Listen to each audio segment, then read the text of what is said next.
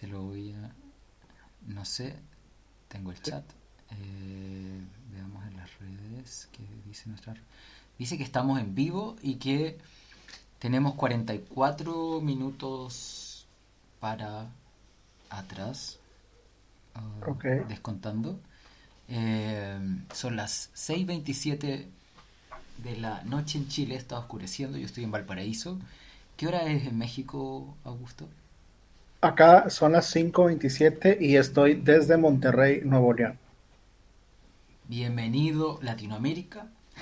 Este es el podcast que decidimos poner Capitalipsis Now porque la situación que estamos viviendo desde hace varios meses, en mi caso en Chile y en otros países de Latinoamérica, en Ecuador, en Colombia también desde finales del año pasado, eh, nos están mostrando la crisis del capitalismo que algunos esperábamos ver hace rato. Yo soy Felipe Herrera y me acompaña Augusto Ruedas, mi Así amigo es, un gusto. mexicano. Adelante. No, pues el gusto es mío, Felipe. Ya sabes que para mí siempre ha sido un placer colaborar en estas cuestiones y pues bueno, estamos ahora en este nuevo capítulo para hablar justamente de unos temas que son muy relevantes en esta coyuntura que nos está tocando vivir y que precisamente es el tema del coronavirus, ¿no?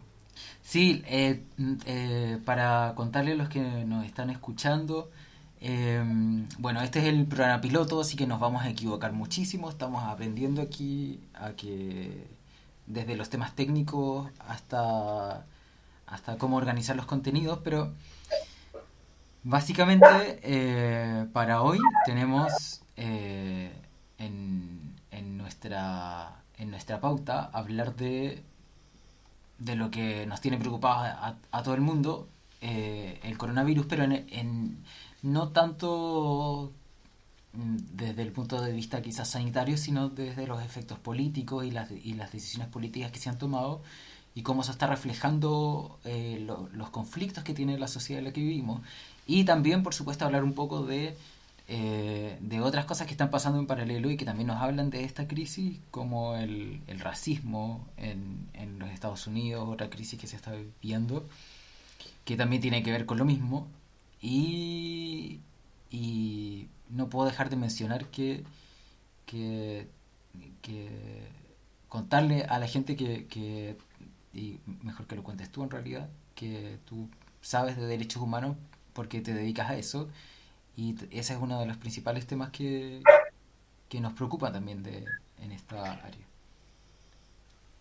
Sí, mira, pues creo que el tema con respecto a lo que ha impactado el tema del coronavirus en relación a los derechos humanos, pues obviamente ha conllevado muchísimas violaciones a derechos humanos y me refiero aquí en México, digo, desconozco cómo está esta situación allá en Chile, pero al menos aquí en México, Sí, igual acá, sí.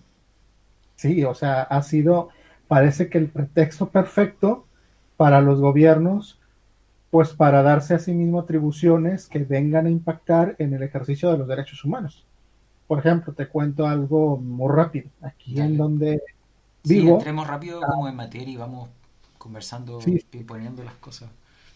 hay varios municipios, ¿no? Entonces, algunos más distantes de la zona metropolitana que otros, pero sobre todo en estos foráneos en los que son bastante distantes a la capital, pues resulta que simplemente hicieron cercos y se decretaron como si tuvieran esta facultad, una especie de toque de queda, te digo, algo no escrito, simplemente fue como a partir de esta hora ya nadie puede andar en las calles y si alguien llega a estar en la calle, pues simplemente no va a poder regresar a casa porque pues va a haber este toque de queda. Las carreteras estaban ahora sí que delimitadas con vallas y obviamente ahí las personas que sobre todo venían de afueras, pues lo único que tuvieron que hacer es reportar la situación porque pues no podían regresar a su domicilio.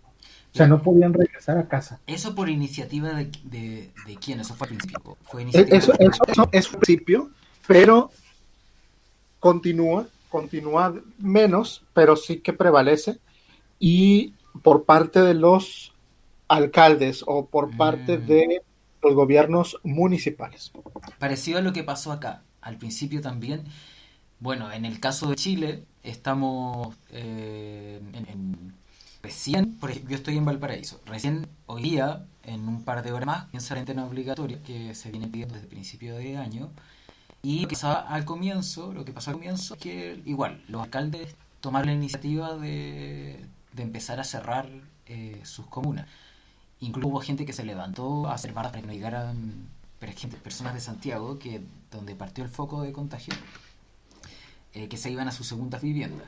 Entonces la gente reaccionaron los alcaldes, pero luego no es, en Chile los alcaldes está muy centralizado todo el poder político Sí. y no tenían la capacidad de hacerlo y arriesgaban una acusación o destitución. Entonces al final eso se paró. Pero tú me dices que allá continúa, digamos, y amenazando. Sí, continúa.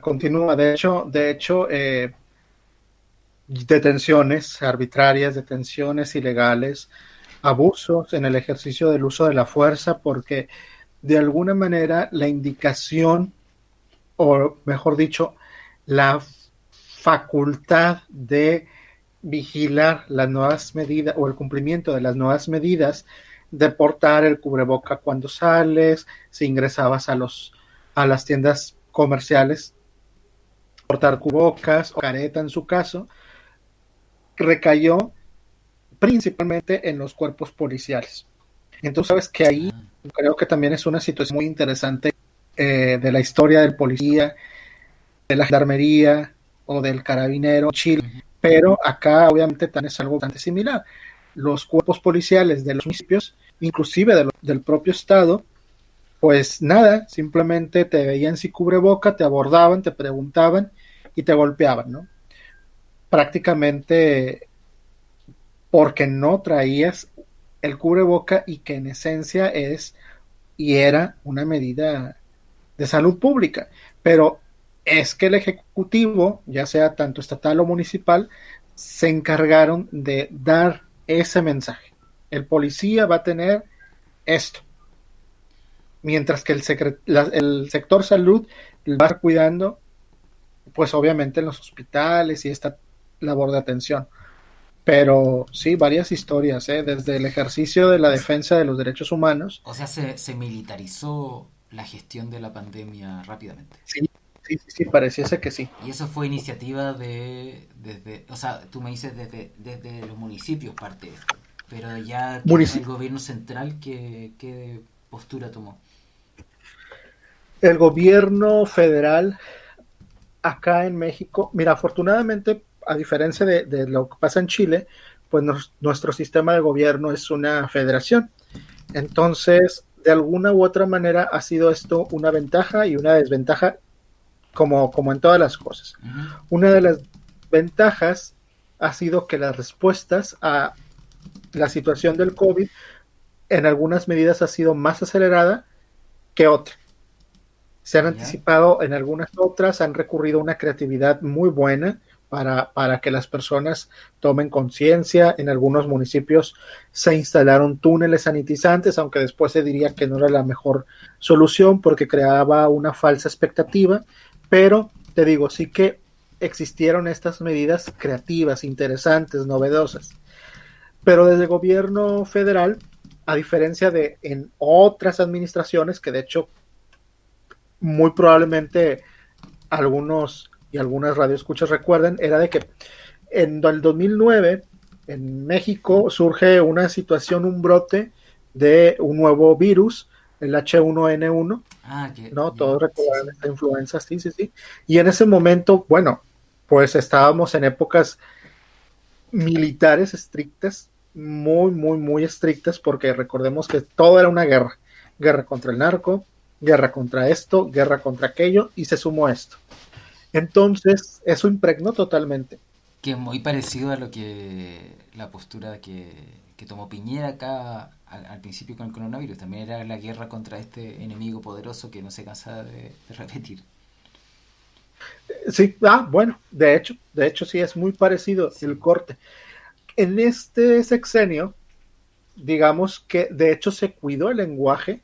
Ahora estábamos en una jornada, ¿no? En una jornada de Susana Distancia. Y de hecho se creó un personaje, Susana Distancia. Y Susana Ah, Distancia es una personaje, una especie de heroína que lo que hace es explicarte a través de videos dirigidos a las familias, principalmente a niñas y niños, las medidas que tienen que tomar y te va explicando el por qué es importante, el lavado de manos, el uso de cubrebocas, que no visites a personas adultas mayores, etcétera. Entonces sí que cambió el lenguaje y de alguna manera sí que cambió también la forma de entender y de transmitir el mensaje desde gobierno federal. Pero te digo, al eso final, desde el 2009 estamos hablando. O no, eso eso ahora. en el 2020. Ah, En ya. el 2009 fue una situación completamente, como te decía, policial. Ya, perfecto. Sí, sí, sí, sí. Sí, fue estrictamente policial, yo lo recuerdo perfectamente. Y ahora estamos como en este otro escenario en donde sí creo que se aborda de una manera más social, con un enfoque más social que policial, que militar, podríamos decirlo. Ya, ya.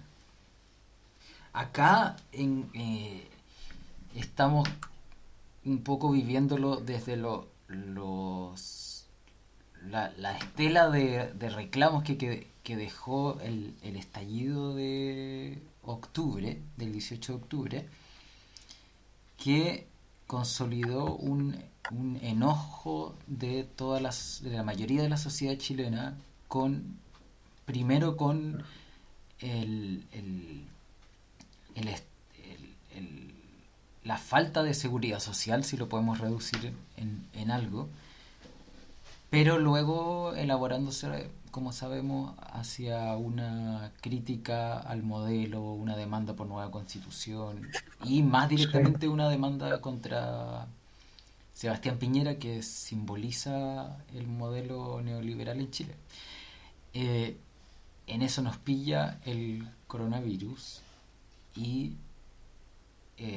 esta autoridad demostró ser absolutamente incompetente. Hoy día se está viviendo eh, números que ya no, quizás tú nos puedes como ir contando porque los has visto más al detalle, pero en términos políticos también eh, incluso se están viendo fracturas, por decirlo así, en la misma coalición de gobierno por el mal manejo.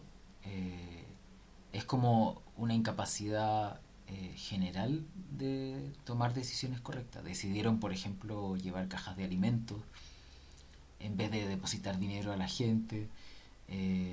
Un día se toman la cantidad de muertos, se mide de una forma, después se mide de otra y te va cambiando la cifra. Y hubo una pelea de una periodista que se llama Alejandra Matus durante un mes y algo más en el que se dedicó a investigar por qué Chile era el único país que aparecía con menos cantidad de muertos en relación a los contagios y efectivamente el gobierno estaba no hay certeza de que lo haya estado escondiendo deliberadamente, pero sí deliberadamente se estaba dejando de lado los muertos que no estaban siendo diagnosticados, porque no se estaban haciendo todos los tests que se podían hacer.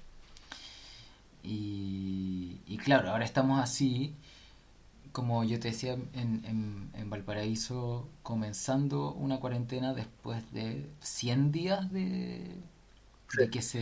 de que comenzó. O sea, podíamos estar saliendo en este momento de una cuarentena, pero estamos empezando. Y están empezando en un momento, si me lo permites, en un Adelante. momento en el que están rebasando a México por mucho y eso que Chile tiene una población total a nivel nacional pues bastante inferior que la de México. Claro. No sé, me imagino que alrededor aquí estamos aproximadamente o sea, en México, 120 millones de personas, y allá que serán unos 17, 18 millones, ¿no? No, no sé, 18 sí, millones, ¿no? sí. Acá pues obviamente es una cantidad muchísimo mayor, pero sí que ustedes van muy por encima de esa cifra, y eso también debería de ser algo que estuviera preocupando al gobierno de Piñera, porque finalmente entran 100 días tarde, cuando la mayoría de los países ya están levantando las medidas. Es como podemos decir que en Chile, como para agarrarse de las mechas. Como no tienes Sí, explicación para lo que está pasando. Y realmente, eh, yo, por ejemplo, no soy periodista, una carrera que acá no es rentable, en ninguna parte es rentable porque no lo hace para eso, pero con suerte me podría considerar de clase media, ya es una categoría que aquí se usa muy mañosamente, pero aún así, con todas las dificultades que uno puede tener, me considero privilegiado porque he podido estudiar, qué sé yo, y me he podido cuidar, pero hay gente que está muriendo realmente porque no se puede cuidar, porque lo mismo que contabas tú, los niveles de pobreza y de hacinamiento y de marginalidad en la que vive la mayoría de Chile es impresionante. Por eso veníamos de octubre, como contaba. Así que, claro, está, está duro. No sé si a lo mejor si repasamos los números mientras yo busco un video que quiero poner, un audio.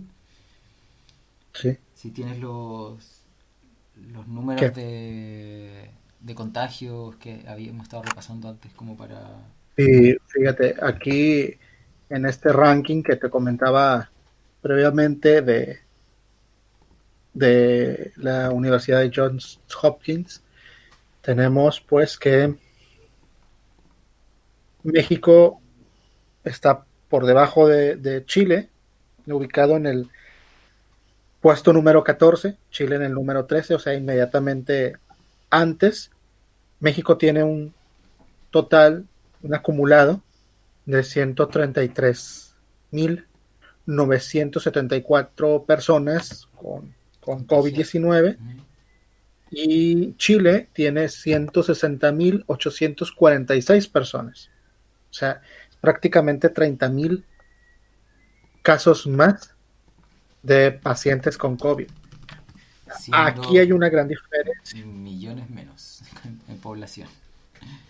Sí, ajá, exactamente. Aquí hay nada más un pequeño detalle también a considerar, Felipe, Ujú. porque estamos hablando de que en México resultó ser más letal, más mortal este virus, pues tenemos hasta el día de hoy un acumulado de 15.944 personas. Mientras que en tu país, pues obviamente es una cantidad que disminuye bastante porque logran un acumulado de 2.870, ¿no? Y más temprano te decía que también esto podía deberse, desconociendo totalmente los hábitos alimenticios de Chile, pero sí que podría deberse también a los hábitos alimenticios de los mexicanos, porque hay digamos, hay un fuerte consumo de la comida chatarra, de la comida rápida, y es entendible porque finalmente colindamos con el país que es el En rey la, de los reyes ¿qué, de la qué, comida rápida. qué es comida como callejera o comida... Que bueno, que bien puede ser comida callejera, pero principalmente comida de negocios, de Ya, pizzerías, de hamburguesas, de alta en hot dogs, grasa, en fin. fría en grasa, exactamente, y que resulta que también es bastante barata. O sea, obviamente hay de todo, pero vaya, sí que hay productos que son de fácil acceso para muchas poblaciones, y esto preocupa particularmente porque están bastante enraizadas en la cultura mexicana, te digo, por esta colindancia, Mm. Y esta colindancia también nos ha puesto en una situación de encrucijada porque pues estamos hablando de que Estados Unidos pues es el país top en contagios y tiene más de 2 millones acumulados, ¿no? O Ahí sea, 2 usted, millones.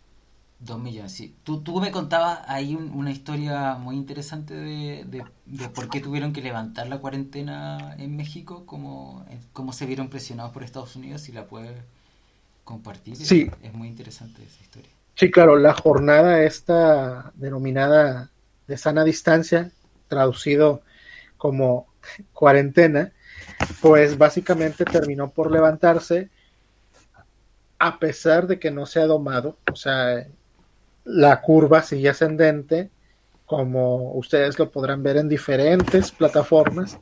En el estado en el que me encuentro particularmente, el ascenso continúa en contagios y también en muertes por COVID, o sea, no se ha aplanado la curva.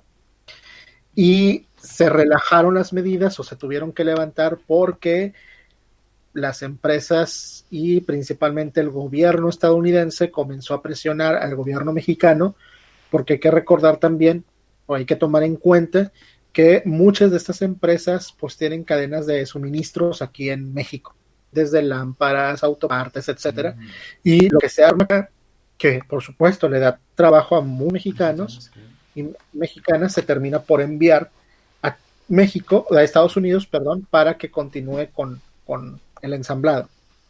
Si se paraliza completamente la economía de México, pues también habrá empresas afectadas en el otro lado del río Bravo.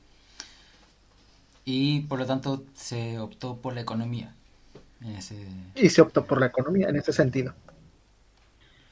Entonces, ¿qué sí, tenemos? Tenemos, Felipe, que por un lado se nos dice, hay reactivación económica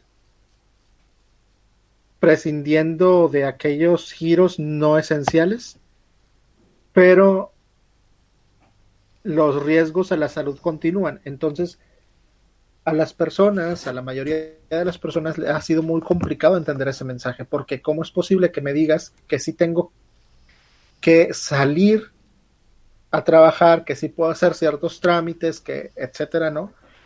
Que, pero no me permites, por ejemplo, ir a divertirme, o no me permites andar en mm, la plaza comercial, en la plaza pública, en la plaza principal, ¿no? De la colonia, del fraccionamiento. a mí me pasa con eso que me hace recordar. eh, a ver, he estado pensando sobre esto del teletrabajo y Sí, cómo, a ver, el problema con el capitalismo es que ha transformado, y aquí en Chile lo vemos de forma patente, que ha transformado a las personas en sujetos de producción, que siempre ha sido así para el sistema, pero lo hemos vivido particularmente drástico con el tema del crédito. Entonces, la mayoría de las personas en Chile tienen sueldos bajos, pero tienen acceso al crédito, entonces trabajan para pagar los créditos. Y por lo tanto son muy dependientes de su empleador, porque no sé, ganan en pesos chilenos 700.000 pesos, o 1 millón de pesos incluso, o, o más, en un país en que el sueldo promedio son 400.000 pesos, o sea, estamos hablando de que ya para acceder a créditos en Chile tienes que ganar sobre 450.000 pesos líquidos, que es más o menos la renta promedio del país, que no refleja para nada la desigualdad, pero ese es un punto de referencia. Entonces, la gente se transforma en esclavos, en cierta forma, del trabajo y del crédito. Y ahora con el teletrabajo, lo que ha pasado es que muchas empresas han reducido sus plantas de trabajo o mantienen las plantas de trabajo, ni mencionar las facilidades que le ha dado el gobierno de Piñera para, para flexibilizar toda la relación laboral, que lo podremos conversar en otro momento. Mantienen las plantas de trabajo, a los trabajadores me refiero, todos trabajando desde su casa, y se ha aumentado la carga laboral, que eso con el trabajador que tú converses que está por teletrabajo dice, tengo mucha pega. Entonces, ¿a qué voy con toda esta vuelta? Eh,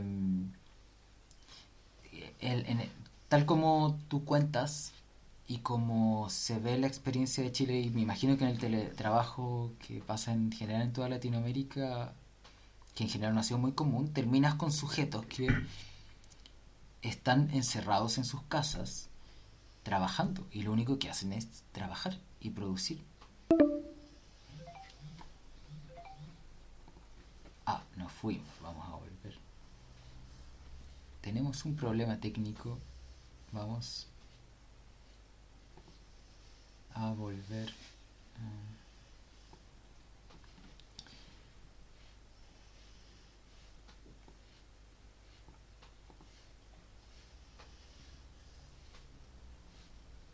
Vamos a volver. Estamos. Se nos desconectó Augusto.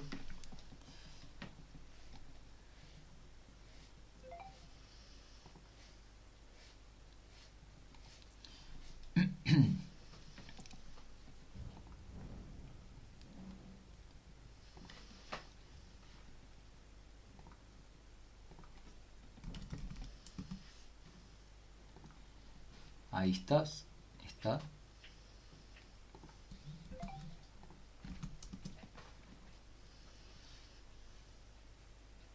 Tuvimos un problema técnico. Estoy volviendo a conectarme con Augusto, que está en México. Y yo soy desde Chile, desde Valparaíso. Estamos en este primer programa piloto de Capitalipsis Now, analizando esta rara situación en que nos ha puesto el coronavirus a todo el mundo y la crisis en que ha puesto al capitalismo. Ese es el tema de este programa. El capitalismo está cayendo. Y queremos entender cómo, queremos entender también qué es lo que está pasando entre las diferencias y las similitudes entre los distintos países de Latinoamérica. Y vamos a estarnos reuniendo, esperamos, con una cierta regularidad, probablemente una vez a la semana, para conversar. Ahí sí. Aquí está de nuevo. Hola, hola. Ahí volviste. Estaba ahí Ya estamos. rellenando. Eh, Te decía yo que los es increíble cómo frente a la crisis se hace evidente cómo el sujeto es un medio de producción y es un esclavo de la economía finalmente. Sí, sí, sí. Ese es como mi punto de vista, no sé qué opinas tú de eso. Sí, no, yo definitivamente concuerdo con lo que acabas de decir, en el sentido de que de alguna u otra manera el ser humano se ha convertido en una especie de instrumento, de Sí, objeto que mantiene, pues obviamente, a la economía circulando, del cual no se puede prescindir, pero también es cierto que no le podemos dar como su verdadera posición desde un enfoque bastante humanista, porque entonces sería hasta cierto punto contraproducente para las empresas, ¿no? Para los capitales. Sí, es cierto que las empresas se han mostrado, podríamos decirlo, benévolas, que hay empresas que llevan el tema de responsabilidad social también muy bien, pero hay muchas otras, Felipe, y tú no me dejarás mentir respecto a esto, al menos no sé lo que ocurre en Chile, pero acá en México es una gran verdad, en donde al trabajador, pues obviamente, en cuanto pueden, le merman una serie de derechos, ajustándole las realidades o despidiéndole sin consultarle, sí, claro. etcétera. Sí, es lo mismo. Me impresiona porque para la gente que nos puede estar escuchando, nosotros preparamos este programa. Bueno, aprovechar de contar un poquito a la gente que nos escucha. Nosotros somos amigos de hace varios años ya. Partimos con un proyecto que todavía continuamos. Se me fue la palabra, pero de vez en cuando, que es el ideólogo.com. Y desde Sí. ahí conversamos estos temas, sobre todo escribiendo y publicando artículos. Eh, pero preparamos este programa en una pauta muy sencilla, a través de documento de Google. Y resulta que en la conversación que se nos va dando, nosotros tampoco chateamos mucho, ¿cierto? Pero normalmente no hacemos llamado de voz. Y, y es increíble como las cosas que tú cuentas de México son muy parecidas a las que pasan acá en Chile. O sea, estamos tan lejos. Y sin duda Sí. también se repite en Colombia, en Perú, en Ecuador, en, en Bolivia, en fin, en todos los países de habla hispana. Estamos en una situación muy tensa, general. A propósito de eso, voy a poner un audio, no sé si lo vas a poder escuchar, pero yo voy Ok. a... Se va a escuchar en inglés, yo lo voy a ir traduciendo para que hablemos del otro tema que teníamos en pauta, que sigue estando relacionado con la situación mundial, que es el tema Me del parece racismo. perfecto. Me parece bien. Eh, Dice, ¿por qué quemamos nuestro barrio? No es de nosotros, no somos dueños de nada. No somos dueños de nada. Trevor Noah lo dijo magníficamente anoche. Todos tenemos un contrato social. Si yo robo o tú robas, la persona con autoridad viene y resuelve la situación. Pero la persona con autoridad nos está matando. El contrato social se rompió.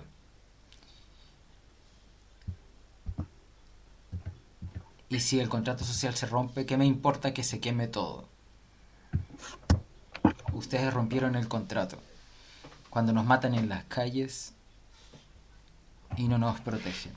Durante 400 años creímos sus reglas y jugamos su juego. Cuando tuvimos que empezar desde cero solos en Tulsa y nos bombardearon. Cuando prosperamos en Rosewood y vinieron a masacrarnos. Ustedes rompieron el contrato. Así que al diablo el supermercado, al diablo el salón de la fama. Por mí que se queme todo hasta los cimientos, y aún así no sería suficiente. Y agradezcan que el pueblo negro quiere igualdad y no venganza. Ese es el audio de un late show en Estados Unidos de una mujer afrodescendiente que estaba contando la situación que se está viviendo en Estados Unidos tras la muerte de George Floyd. Eh, ¿qué, ¿Cómo lo has vivido tú desde ahí más cerca? Yo estuve... eh, a propósito de esto, aparecen los programas sobre el racismo, los podcasts, y estuve escuchando uno que me llamó mucho la atención, que decía que en México habían llegado tantos afrodescendientes como habían llegado a Estados Unidos, pero que habían habido una relación distinta con el mestizaje. En México, eh, según entiendo y según contaban, eh, las personas que venían de África se terminaron mezclando más con el mundo indígena de México, que no pasó en Estados Unidos. Pero, no sé, te dejo la palabra Sí, sobre este mira, tema. yo con respecto al tema del racismo, pues obviamente es algo que supera fronteras. O sea, se vive en Estados Unidos, por supuesto, hacia ciertas comunidades. La población negra, pues es una de las más afectadas, pero por supuesto que también los latinoamericanos son bastante despreciados.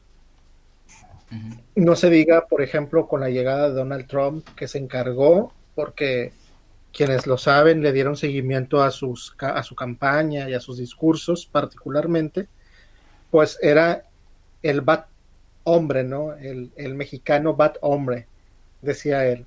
Entonces establecía en el ideario colectivo Un pues que enemigo. un enemigo, y ese enemigo era precisamente el pueblo mexicano, que pues de alguna manera le había quitado a Estados Unidos su gloria porque se había quedado, perdón, con ciertos puestos de trabajo, y eso está bastante bien documentado. Bueno, El documentado las lo de palabras los de discursos, ¿no? Trump. Y lo de las palabras, y decir que pues el mexicano, la mexicana, pues obviamente se quedaba con los Con los trabajos trabajos. en Estados Unidos, pero vaya, también tendríamos que evaluar qué tipo de trabajos son, ¿no? Porque definitivamente que no son los puestos de trabajo que más codiciados, los de tomas de decisiones, etcétera. Bueno, y además que es un discurso que es muy común en la derecha y a esta Sí, altura derecha fascista que trata de culpar al inmigrante de todos los males del país, cuando hay evidencia también de que la inmigración tiene un efecto muy positivo en las sociedades. Además es tan ridículo que lo diga un país que está formado desde la migración. sí, su historia misma está impregnada de migración. Ahora, a mí me llama la atención del audio que le escuché, yo me quedé pegadísimo con lo que decía esta mujer, porque yo no lo había visto así, y me abrió los ojos en realidad, que los líderes habían roto el contrato social. Y es tan evidente ahora Sí, que es así, porque no... Volviendo al tema de nuestro podcast, eh, y lo dice Naomi Klein en uno de sus libros, eh, el capitalismo está creado a partir del racismo. O sea, está apuntalado por el racismo, por la economía. Pudo crecer gracias a el trabajo gratuito de los esclavos. Y por eso también es muy curioso que revienta ahora esto, porque claro, como dices tú, eh, así como pasa con las personas negras en Estados Unidos, eh, pasa también entre Estados Unidos y México, con esta denigración hacia los mexicanos. Pasa en Chile, con un racismo también bien estúpido hacia... En algún momento fueron hacia los peruanos, que vinieron en masa al país, porque en ese momento estábamos en una mejor situación económica. Después fue con los haitianos. Y en, en el último periodo, con también la paradoja de que en un momento se creara la visa de responsabilidad democrática para que vinieran venezolanos, que fue simplemente una es cierto. movida política de, de Sebastián Piñera. Y después que en menos de un año se rechazara la llegada de estas personas y se cancelara todo esto, porque estaban llegando muchos más venezolanos de los que deseaban que existieran en Chile. Todo por este racismo velado, porque es una mezcla entre racismo y clasismo también. Sí, y yo creo que la denuncia de esta mujer afro es muy puntual porque sí considero que existe y creo que puede fracturarse inclusive más el contrato social, porque a como estaban las cosas dadas, construidas, trabajadas y como se pretendía seguir trabajando y como de hecho se pretende trabajar a futuro, creo que es insostenible. Sí considero que tenemos que hacer un giro hacia la sostenibilidad y obviamente como lo apuntaba bien, Boaventura se usa en reiteradas ocasiones, la paz, inclusive adjudicando un poco el tema de los defensores de derechos humanos y que si Dios fue un defensor y activista por derechos humanos, decía puntualmente, esto tendría que ser sí o sí anticolonialista, antipatriarcal, anticapitalista y un poco vinculándolo también con lo que Rita Laura Segato por ahí en uno de sus libros, me parece que Guerra contra las Mujeres, no sé, quizás sea otro texto, pero sí que es de ella, el hecho de que cómo la paz o la ausencia de la violencia tendría que ser justamente con estas mismas características, ¿no? Y creo que ahí hay una vinculación muy interesante y es hacia donde la sociedad en general, incluidos los gobiernos, tendríamos que virar. Sí, yo recomiendo por mi parte el libro de Naomi Klein, No basta con decir que no. Eh, Porque habla justo de lo que tú estás mencionando, que la creación de un... O sea, no basta con la caída del capitalismo, no basta con la crítica al modelo o con que se demuestren las fracturas del sistema, porque si no hay una propuesta contundente desde la idea de un nuevo mundo, lo que va a pasar es que se van a incentivar estas figuras fascistas extremas, incluso desde la izquierda también, que van a incentivar el conflicto. Y el Eh, conflicto y las violaciones a derechos humanos, eso y- creo que tendría que sí, estar siempre en el discurso. es verdad, es verdad. Sí. Y claro, en favor de que, como dice ella, en palabras simples, hacer un desorden para imponer el orden que tú quieras imponer. Entonces, frente a eso, la postura política tiene que ser de proponer un modelo que sea, claro, como dices tú, anti todas estas cosas, pero yo creo que llegó la hora de decir, ok, es anti, pero ¿en qué sentido va la propuesta? ¿Cuál es la propuesta activa, no solo reactiva al modelo? Que obviamente no tiene que ver con una postura marxista, comunista, socialista o como se llame, porque esa disyuntiva no es real tampoco y pertenece a otro mundo. Nos Sí, quedan 2 minutos y medio para terminar este programa. Te dejo la palabra, te interrumpí, disculpa. no, no, no, no, simplemente yo quería como resaltar eso que acabas de decir, ¿no? Y que me parece muy importante también mencionar que para poder establecer un orden más sustentable, para... Y esto un poco virando también como que el tema de la Agenda 2030